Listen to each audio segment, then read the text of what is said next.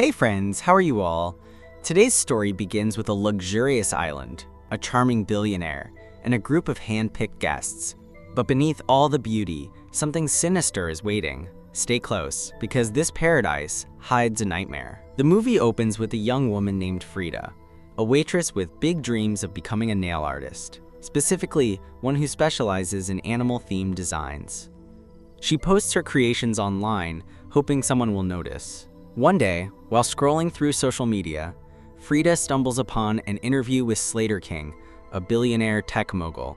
In the video, Slater publicly asks for forgiveness for vague, inappropriate behavior and announces his resignation as CEO. He also reveals that he's bought a private island, where he now lives off the grid, raising chickens and growing his own food. Frida, it turns out, has a secret crush on him. She starts digging into everything she can find about him online. Bored with her repetitive life, she vents to her roommate, Jess, saying she desperately needs a vacation. A few days later, Frida and Jess arrive at Slater's annual gala to work as waitresses. But before things begin, Frida's boss warns her. Last year, she tried talking to Slater and caused a stir. Frida insists it wasn't like that. She says Slater complimented her nails, but her boss isn't impressed. This time, he tells her to stay invisible. The event is extravagant. Wealthy guests flood the venue, dressed to perfection. As Frida serves drinks, she keeps stealing glances at Slater from across the room. Later, Jess sneaks her into the locker room and reveals two hidden party dresses. The girls change, ready to blend in with the VIP crowd. Soon enough, Frida spots Slater and nervously heads toward him, but she crashes into a waiter and falls to the floor. Embarrassed, she looks up, and there's Slater, offering his hand. He helps her up, and after a quick introduction, he welcomes her into his inner circle. First up, his therapist, Dr. Rich. Frida jokes, "Blink twice if you're in danger," and to her surprise, he does. They laugh. Slater continues the introductions. His childhood friend, Cody, his security guard, Stan, his right-hand man, Vic, and two glamorous women, Heather and Camilla. Then there's Lucas, a recent college grad, Tom, a DJ, and Sarah, a reality TV star. The night spirals into a blur of laughter, music, and endless drinks. Frida is thrilled. This is everything she imagined. But just as things peak, Slater's assistant Stacy shows up. She says it's time. They're leaving for the island. Slater and Frida share a brief goodbye, and he disappears into the night. Or so she thinks. Moments later, as Frida gushes about the night to Jess, Slater unexpectedly returns with an invitation. He wants them both to join him on the island. Without hesitation, they agree. In the next scene, the group, everyone except Dr. Rich, boards a private jet and takes off. When they arrive, Frida is stunned by the luxury around her. It's like paradise. Stacy appears again, this time asking everyone to hand over their phones so they can fully disconnect. Everyone agrees, even Jess, though she seems uneasy. Slater personally shows Frida to her room, already stocked with elegant clothes. After he leaves, she takes a hot shower and finds a mysterious perfume on the shelf. She tries it. Just as she's about to get dressed, an old maid silently enters. She looks at Frida strangely and calls her Red Rabbit. Frida is stunned. She asks what that means, but the woman doesn't answer. She simply turns and walks away. Later, Frida steps outside and meets up with Jess, who's still puzzled by how their rooms were fully stocked with clothes, especially since they were last-minute guests. But Frida shrugs it off, calling it just another luxury of the rich. Soon, they're introduced to the other women on the island, all dressed in similar styles. Oddly, no one seems to question it. The group heads to the pool, where the men are already gathered. As the party continues, Frida keeps exchanging glances with Slater, but then Sarah swoops in, trying to flirt with him. He's polite, but clearly disinterested. His eyes never leave Frida. Later, Slater offers to give Frida a tour of the island. He shows her a rare flower called Desideria, the same flower used to make the exotic perfume in her room. He also warns her about lash vipers, poisonous snakes that infest the island. His staff has been working to remove them. As they walk, Slater opens up. He admits he remembers almost nothing before the age of 10. That's why he sees Dr. Rich, his therapist, who specializes in recovering repressed memories. Frida finds it unsettling, but Slater simply says, "Sometimes forgetting is a gift."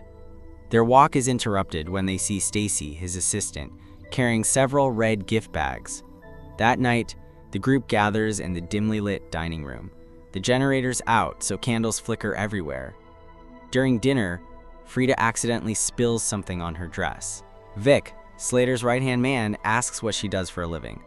Frida replies honestly, she's still figuring it out. Then we notice something strange. Vic is missing a pinky. Slater jokingly asks how it happened, but Vic doesn't answer.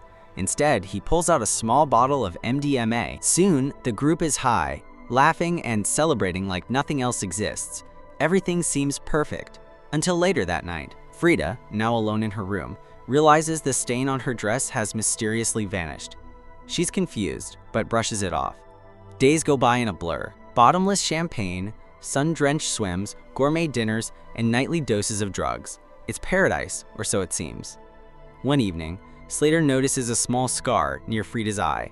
He asks what happened, but she has no clue. Then he switches topics and asks about her nails. Frida explains her passion project, a nail mals, a quirky blend of animal and nails. Slater seems amused, until suddenly, without a word, he gets up and leaves, so abruptly that he forgets his vaporizer. Later, while examining the vaporizer, Frida notices something alarming. There's dirt under her fingernails. She freezes. Where could that have come from?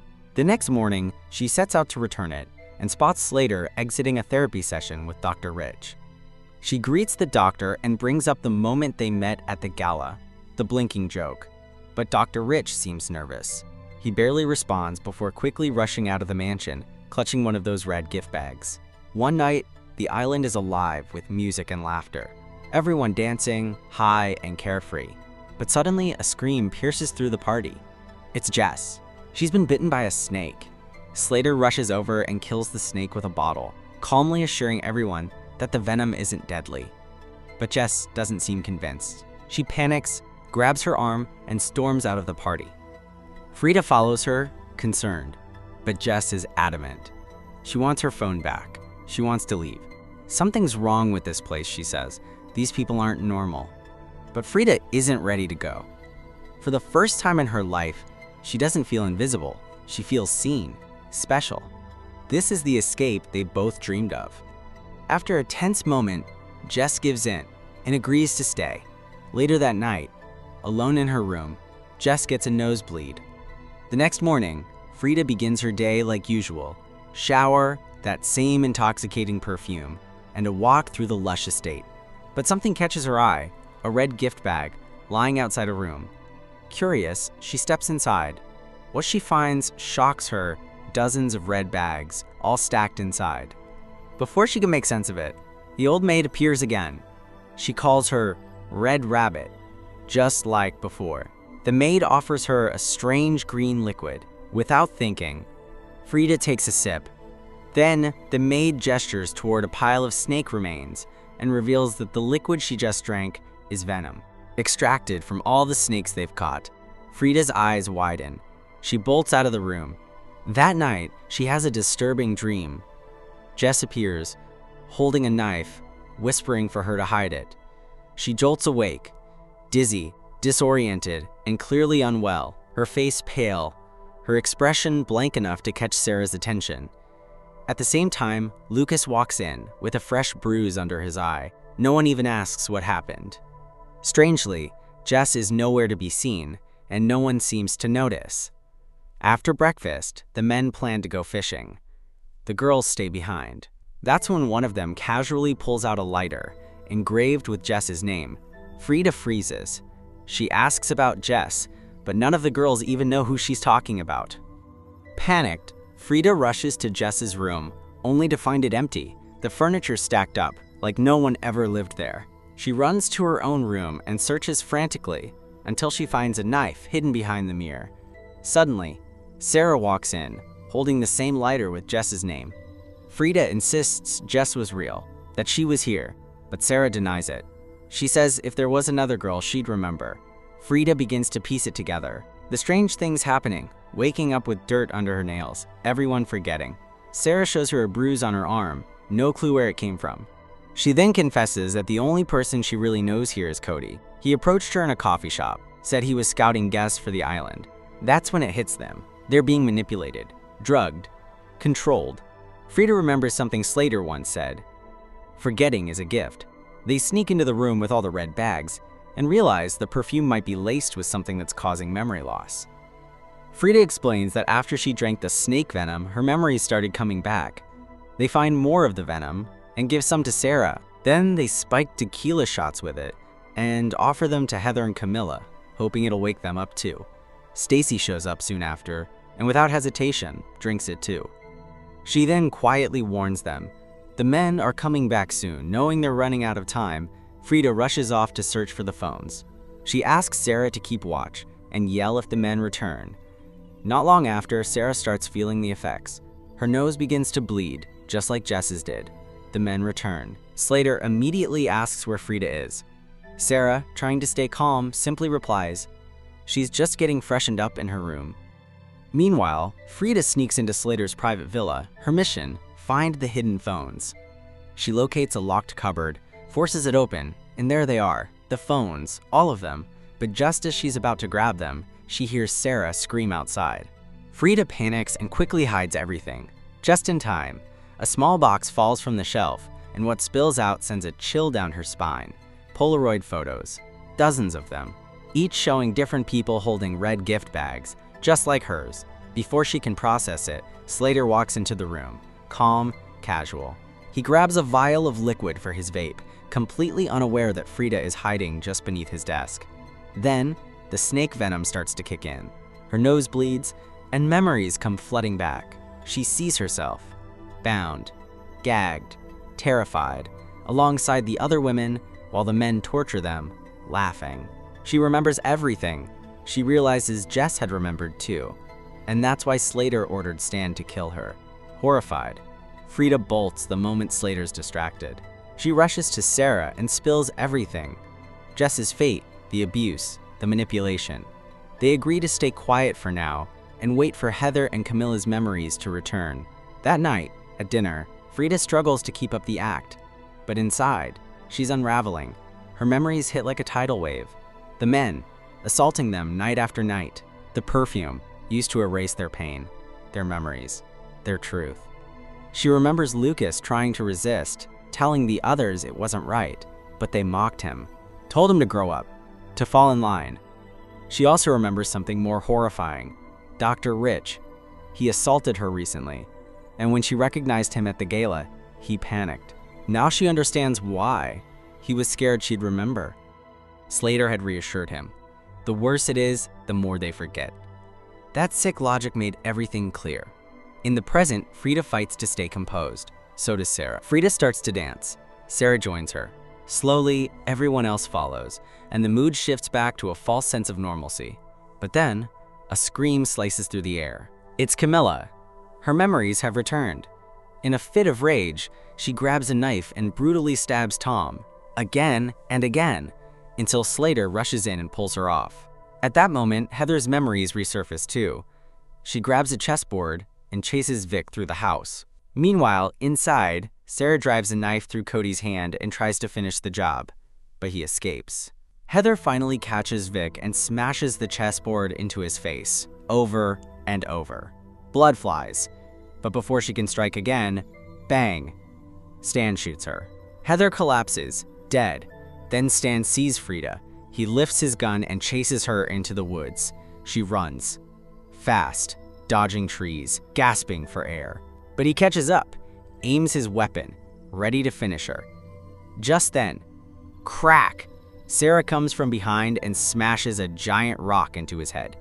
Back at the villa, Slater drags Vic's broken body inside, along with Camilla, tied up and barely conscious. Lucas, confused and scared, doesn't understand what's happening. He's been using the perfume too.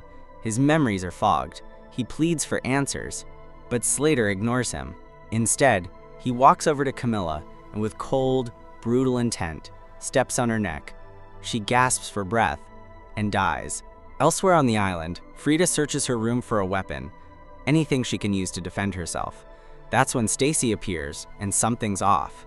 She's distressed, shaken, but not because of fear. because her memories have returned. Unlike the others, Stacy had chosen to forget.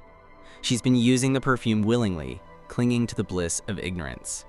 And now, she's furious at Frida for dragging her back into the nightmare she tried so hard to erase. Forgetting was a gift, she screams, accusing Frida of ripping that away. A struggle breaks out. Frida fights back with everything she has, and in the chaos, she drives a knife into Stacy's chest. Stacy gasps, stumbles, and collapses, dead. Meanwhile, in the woods, Cody is hunting down the remaining girls under Slater's orders. But he doesn't get far. Sarah appears from the shadows and shoots him dead without hesitation. Back at the villa, Lucas is still lost, trapped in confusion. The perfume has dulled his memories, and he can't understand why the girls are acting this way, why the paradise is falling apart. But Frida has found something that brings everything full circle. A Polaroid photo of herself. Same face, same eyes, same red gift bag, but the photo is from a year ago. Frida stares at it in horror, realizing she's been here before. This wasn't her first time. It may not even be her second. She and Sarah arm themselves, one with a knife, the other with a gun. It's time to end this. They head straight to Slater's private villa and demand that he open the door. He refuses, but Lucas, still clueless, steps forward and opens it himself. Bang! Sarah pulls the trigger, killing him on the spot. The moment throws everything into chaos. Slater lunges at Frida, tackles her, and slams the door shut. Inside, they fight. Frida grabs a heavy object, but Slater quickly overpowers her. And then, it all comes rushing back. A year ago, she tried to escape. She ran, fell, smashed her face against a rock, leaving a scar just beside her eye. That same night, she had painted her nails in red, with a rabbit design. She was the Red Rabbit all along. She also remembers something brutal, something she did. In the midst of fighting back, she bit Vic's pinky finger clean off. Back in the present, Frida is tied up, helpless, while Slater calmly speaks, as if nothing's wrong. He tells her that the world would be better if people could just forget. No pain, no trauma, no guilt, just peace, through oblivion. He urges her to let go, to put on the perfume, to forget. But while he rambles about freedom and forgetting, Frida is already making her move. Quietly, with a shard of broken glass, she begins cutting herself loose. Suddenly, gunshots. Sarah is outside, firing at the locked door, but she runs out of bullets before she can break through. Slater storms out, furious. He grabs her and drags her back into the room, just in time to find Frida, now standing, knife in hand, free from the ropes. He stares her down, calm, confident. He takes the knife from her with ease, and for a moment, Frida thinks it's over, that he's going to kill her. But instead, Slater smiles. "I won't hurt you," he says. "You're my best friend." Then, without another word, he takes a long inhale from his vape. Seconds later, something shifts. His eyes glaze over. He wobbles, confused, lost. What's happening? He can't remember where he is, or why. That's when Frida tells him the truth. While he was outside, she spiked his vape with the very perfume he created. The drug takes over. Slater collapses, knocking over a table of candles in the process. Flames erupt. The fire spreads fast. Frida doesn't hesitate. She grabs Sarah and escapes, leaving Vic behind to burn with the house. Outside, surrounded by smoke and ash, Sarah glances at her. "I hope you know what you're doing," she says. Frida doesn't answer, because behind them, Slater staggers out of the burning villa. She saved him. Some time passes. A new gala. Same glamour, same setting. Slater is there, but he's different now. Dazed, quiet, like a ghost in his own body. Dr. Rich approaches him, nervous, but trying to act casual. He asks to speak in private. There's something he wants to discuss. Before Slater can respond, a voice cuts in. Frida. She steps between them and calmly tells the doctor, he won't be available. Rich freezes. He recognizes her, and when she says, "I remember you," he goes pale. The host takes the stage and introduces the new CEO of Slater's company, Frida. She smiles, graceful, powerful, in control. And as the crowd applauds, she quietly reaches for Slater's vape and adds a few drops of the perfume. Just enough to keep him calm, just enough to keep him from remembering. In the end, the truth behind Slater's Island was far more disturbing than luxury or excess. It wasn't just a getaway, it was a hunting ground. A carefully staged illusion where women were drugged, abused, and stripped of their memories. The perfume, it wasn't a beauty product, it was a weapon. A memory-erasing drug designed to protect the predators. But here's what's even darker. Wealthy, powerful men were buying that same perfume, not for themselves, but to cover up their own crimes. They used it to erase memories after affairs, abuse, and worse, leaving their victims confused, silent, and broken. It was trauma sold as luxury, and silence bottled as fragrance. Frida was one of many, used, forgotten, recycled. But this time she remembered. And when justice failed her, she became the weapon they never saw coming. She married her monster, took over his empire, and kept him drugged, just like he did to her. Blink Twice isn't just a twisted thriller. It's a reflection of how easily the powerful can rewrite reality, and how survival sometimes means becoming the villain they fear. Thank you for watching. If this story hit you like it did us, don't forget to like, share, and subscribe for more dark, disturbing, and thought-provoking recaps. Until next time, stay alert, and never forget.